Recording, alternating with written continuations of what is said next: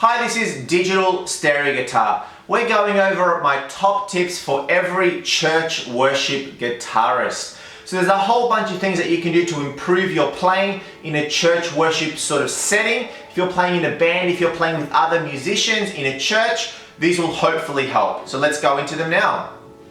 A lot of guitarists will hop on stage in a church service and just be there for the show. They'll want to be seen, they'll want to be just doing it for the fame. Hey, look at me, I'm on the stage, I'm playing, look at me, I'm so good. That is not a good attitude for a church guitarist, for a worship guitarist.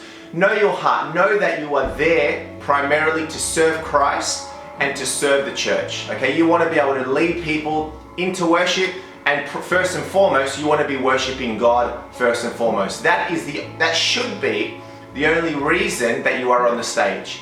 My preference would be to have a guitarist on the stage in a worship team that may not be as good, but his heart is in check, versus somebody who knows all this stuff, but they may not actually be a Christian, or they may be struggling in their faith in certain areas. So know your heart, know the reasons why you are there, know that it is for God first, and that you want to put all that stuff first and not there for yourself. This is not a band. You're not out there playing in a paid gig. People are not necessarily there to see you. People who come to church, this may be a surprise to you, but people who come to church are not there to see you. Primarily people come to church to hear the word, to worship God, okay? You are there just a facilitator, all right? You're there to help and assist in one segment of a service, but make sure you're there firstly for God, and that everything will sort of work into place and come together from that.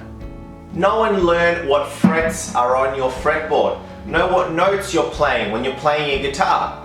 It's excellent if you know already some chords. If you know your G chord, okay, if you know a C chord, for example, if you know a D, if you know an E.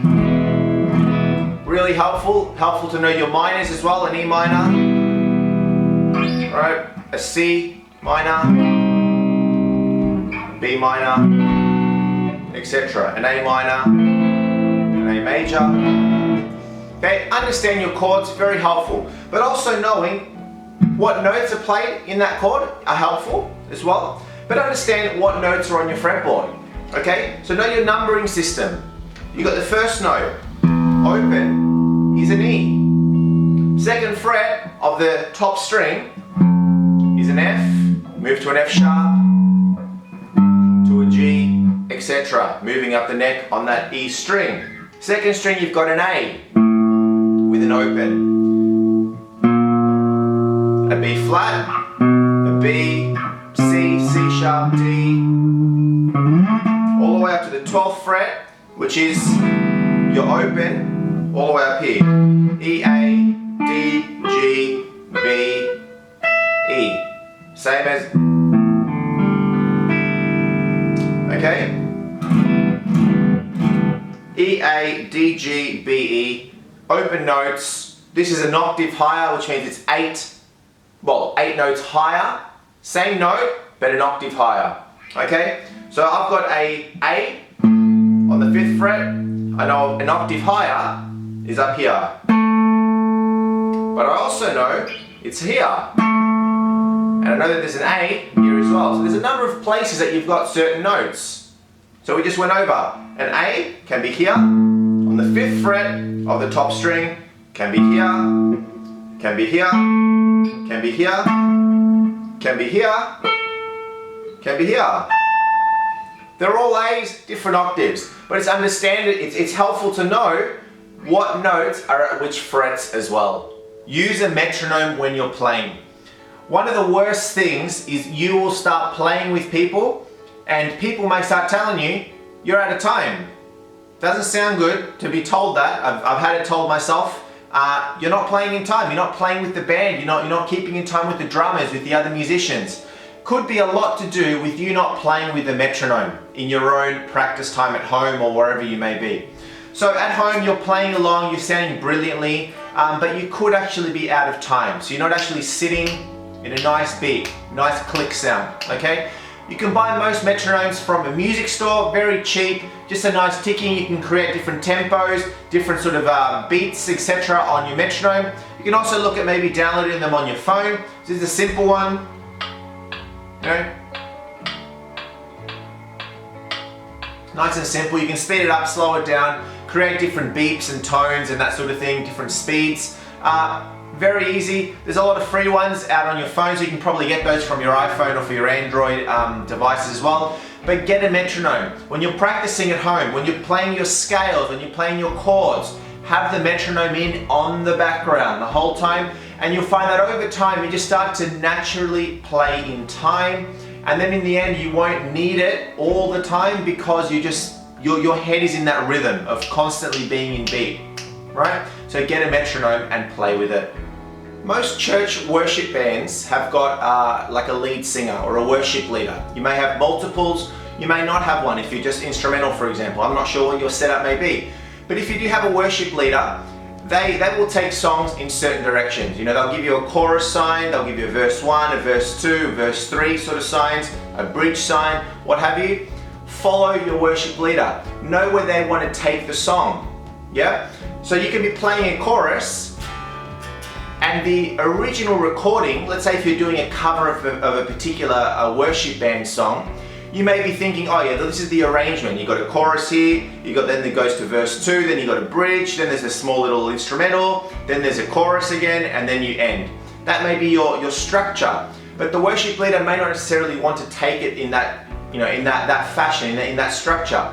So be prepared to change, be prepared to adapt to where the song is leading, where it's going. So watch your worship leader. Make sure that you're following their signs, right? Chorus, verse 2, whatever your signals may be. If there is signals, you know, they could be doing this with their guitar to show that a song's starting, or they could be moving to, you know, to build it up, to slow it down. They could be doing signals like this. So watch them, and that'll help you in knowing where to go as a guitarist as well in your worship band. Know the parts beforehand. Yeah, you can have charts, you can have your tabs and your chords, etc. written down on a nice bit of paper, on your iPad, what have you. But coming prepared will serve the melody, serve the song so much better.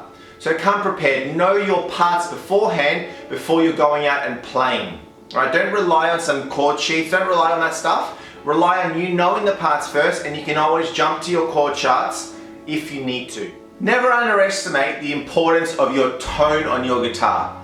Think about things like what guitar you're going to use, what pedals you're going to use, and what amp you're going to use. Those three will determine the tone that you get out of your sound. Will also make you, as a unique musician, give your own sound, your own unique flavor to the sort of style of music that you're playing. So think about the guitar you're going to get, think about the amp you're going to get, think about the pedals that you're going to get. Okay? Combining the three will give you the best tone that you can achieve for yourself. Try experimenting as well. Try playing around with certain pedals, try playing around with different types of guitars. Go down to your music store, pick up a number of guitars, plug it into various different amps, and play around with some pedals as well.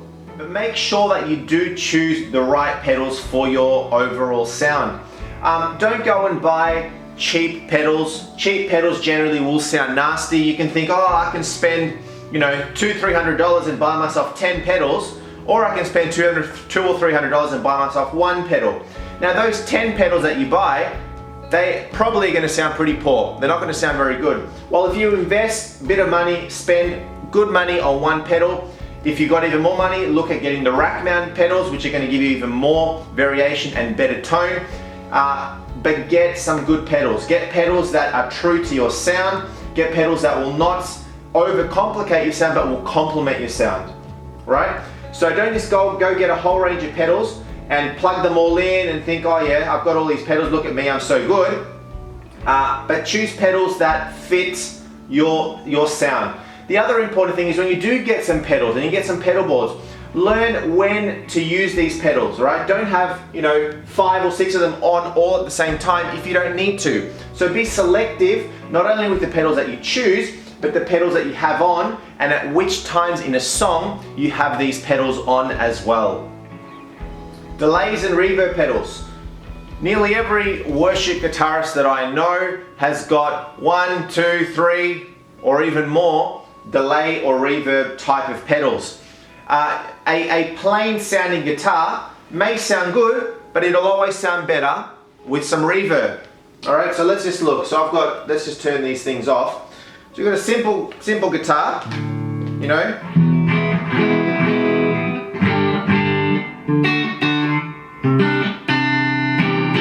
Sounds okay. Well look, I do have a little bit of reverb on my amp, so I'm cheating a little bit. But if you put a delay on here,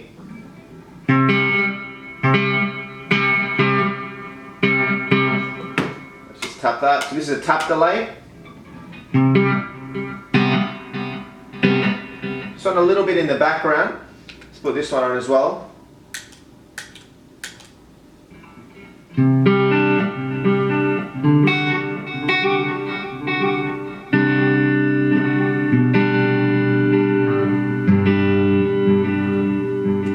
Something like this sort of reverb pedal, blue sky.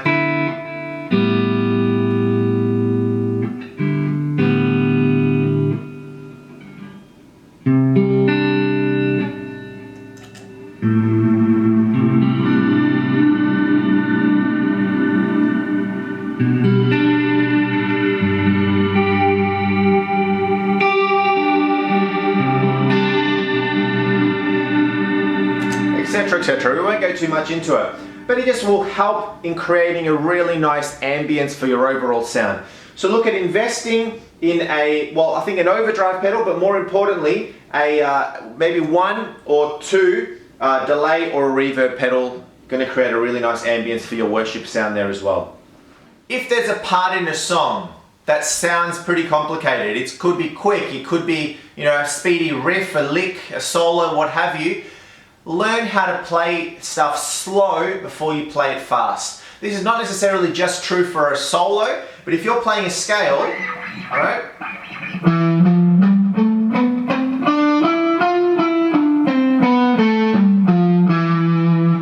Play it very slow first, okay?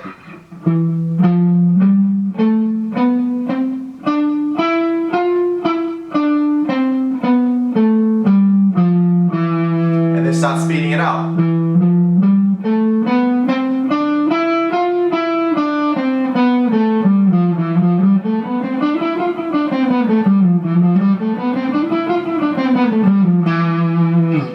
So play things slow, play them slow until you get really comfortable with them, and then gradually build up the speed. Don't start trying to play the fast part straight away, really quickly. Chances are you're not going to sound very good, you may hit a lot of incorrect notes, and it may not play when you're playing with people as well. So learn slow, then go gradually to faster as well. Get some feedback from people that you're playing with. Ask them, hey, do I sound good? Do I know how to play? What did you think? How do you think I played on this particular song? They will tell you the truth, or ask them, please tell me the truth. I want to learn, I want to get better as a guitarist. So get feedback. A lot of people go through their music career playing guitar, you know, doing what they're doing, thinking that they're fantastic, but perhaps they're not actually as good as they think they are. So unless you know that you need to improve in certain areas, you may not actually improve in those areas. So ask your fellow band members, your singers, etc. How am I playing? Do I sound good? What can I do to play better? You know, should I get this? Should I perhaps invest in getting this particular sort of pedal? Maybe a better guitar? Maybe getting some lessons? There are other people in the band. There's the singer, there's the drummers, there's the bassist, there could be another guitarist, a keyboardist, whatever. Make sure that you know your place in a song, okay? If there's not a solo required, don't be soloing when you don't need to be soloing. Play at a certain time. Create the tone that matches, that brings the best sound out for that particular song. Alright? So don't play unless you have to. Know the other people in the band. Know the parts that they're playing. Not necessarily how to play it, but know when their parts in the song are, so that you know not to play, for example, in those parts. So play not all the time.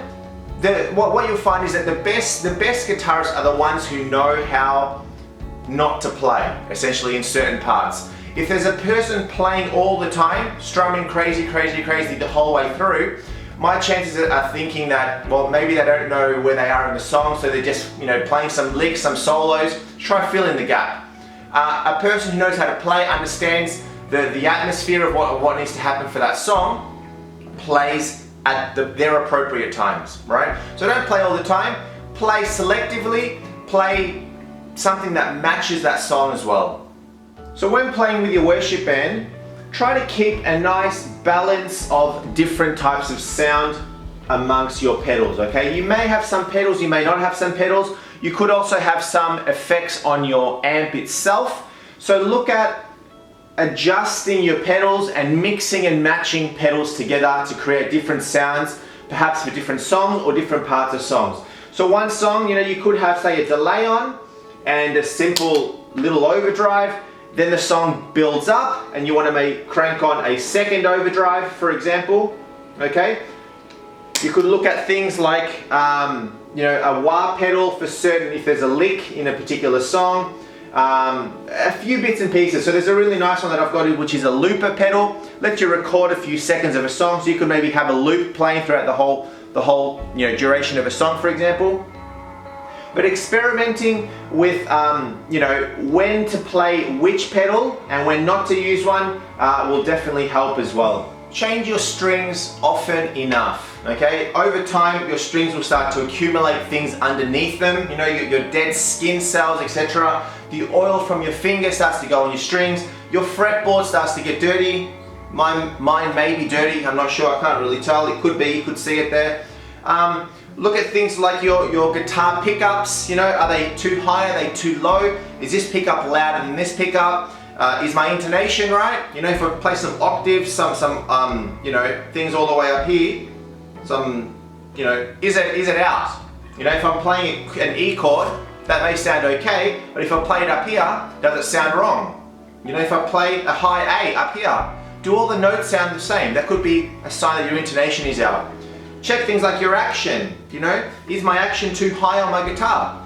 So keep your guitar gear stuff in check, right? Take it to perhaps a music store, get them to set up your guitar, you know, give it a yearly, maybe a 2 or 3 yearly checkup, like a health check on your guitar, on your instrument itself. So pedals generally are kept in pretty good nick. I mean, you do step on them quite a bit, so what you may find is from time to time you may start moving, jigging some of the knobs on your pedals. So just make sure that they're always in the correct spots, because they may move as you are playing.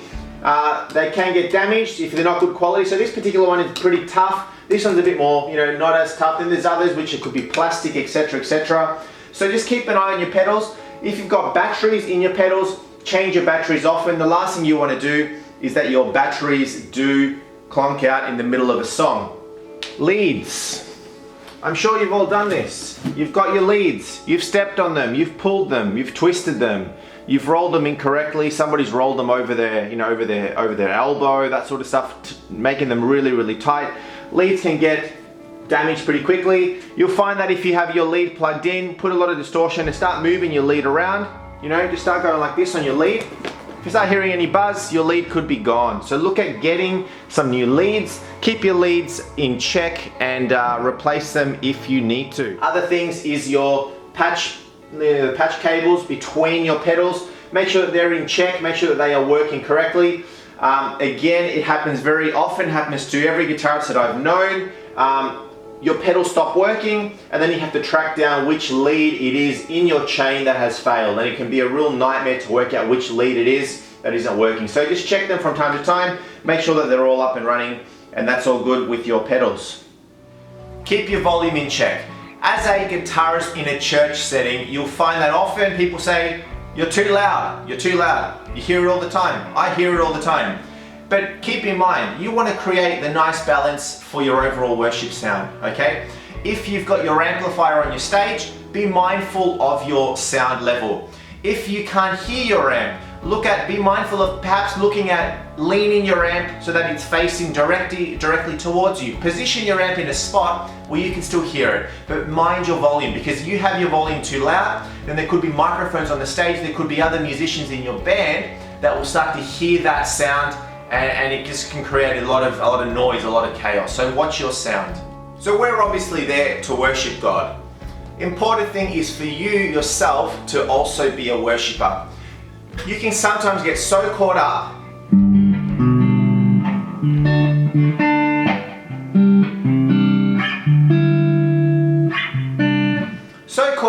watching what you're playing, being so focused on what you're playing that you forget that you yourself needs to be a worshiper, right? You've got the lead singers, the other singers in your band, you've got the church, the pastors perhaps, they're all worshiping, they're all really getting into the music and worshiping God, and you yourself, you're so focused on what you're playing that you forget that you're also a worshiper. I'm not saying that you forget what you're playing and that you just go out with the flow, right? Learn your parts, learn them well, so that if you do have chord charts, which can be there to assist you, you don't necessarily have to rely on your chord charts all the time, so that you can freely worship yourself. One thing that I think it's pretty obvious, but you never stop learning when you're playing your instrument, okay? You could be playing hours and hours every day, hours every year, and you're seeing improvement, but there's never a point where you've reached the top and you think you're the best guitarist. Even the top guys who you can watch YouTube videos of them, go to their concerts, and they're amazing musicians and guitarists, but they're still themselves learning. They'll still pick up their guitar and practice and practice and practice. So you never stop learning. Continue to learn, continue to practice, and it'll continue to make you a better guitarist. Well, I hope you found that helpful. If you did, give me a thumbs up. Subscribe to Digital Stereo Guitar for a whole bunch of more videos. Thanks for watching.